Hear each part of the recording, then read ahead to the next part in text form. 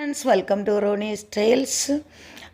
நான் இன்றைக்கி முருங்கைக்கீரையும் எடுத்திருக்கேன். முருங்கைக்கீரை எடுக்கிறதுக்கு காரணம், நமக்கு கோல்டு ஃபீவர் எல்லாம் வந்த பிறகு கை கால் எல்லாம் ரொம்ப வலிக்கும்.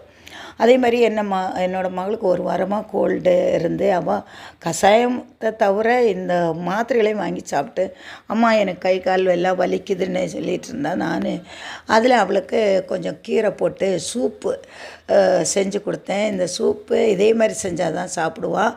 அதே மாதிரி இந்த அரைச்சி கூழ் மாதிரி எல்லாம் சேர்த்து போட்டு செஞ்சால் அவள் குடிக்கவே மாட்டாள். நான் இதே மாதிரி தண்ணியாக செஞ்சு கொடுத்துருக்கேன். ஆனால் குடித்த பிறகு மத்தியானம் சொன்னால் பரவாயில்லைன்னு கொஞ்சம் மீதி கீரை இருந்தது. அதுக்கு அந்த பிரேக்ஃபாஸ்ட்டுக்காக நான் கஞ்சி செஞ்சுருக்கேன். சூப்பர் டேஸ்ட்டாக இருக்கும் ஃப்ரெண்ட்ஸ். இதே மாதிரி கஞ்சி செஞ்சு சாப்பிட்டு பாருங்கள். அதுக்கு இந்த சம்பா குண்டு அரிசி எடுத்திங்கன்னா செம்ம டேஸ்ட்டாக இருக்கும். பச்சை பயிரும் அதுக்கு ஈக்குவல் அமௌண்ட்டு போடணும்.